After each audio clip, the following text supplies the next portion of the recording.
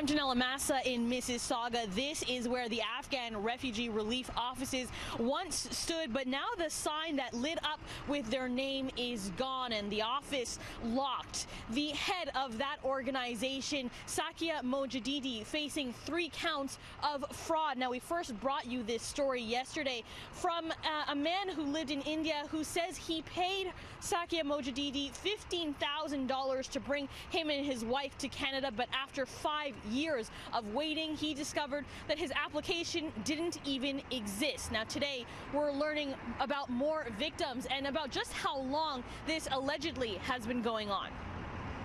Since 2014, people were calling me and writing me that they have problem with Ms. Sakia Mojadidi, and they told me that they send money to her. I have a few things, so I will show you later, and to sponsor the relative.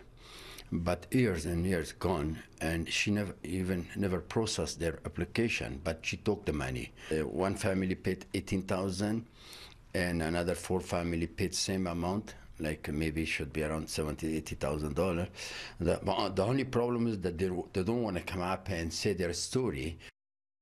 She just mentioned one person name that she paid. Nasir Khalid is a freelance journalist based in Toronto and runs an Afghan community page. He says he's been contacted by families here in Canada and abroad, but some fear going public will jeopardize their own refugee status, or they may have borrowed the money and don't want to publicly admit that they've lost it.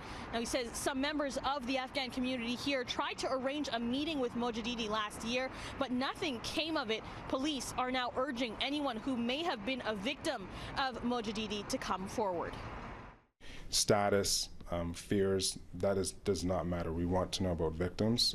We want you to come forward because that's the only way that we'll be able to prosecute her properly. And if there are other people involved, we want to be able to determine that as well. What's most important is the paper trail. And so we're asking anyone who's coming forward, please provide us with as much information, details, paperwork that we can to start our investigation and continue. Since your story last night, there have been a few other people who have contacted the police, and we anticipated that. Obviously, we used the release to try to get other victims because we know there were other victims out there, and we encourage, if you have dealt with this lady or if you have been the victim of this fraud scheme, please contact us.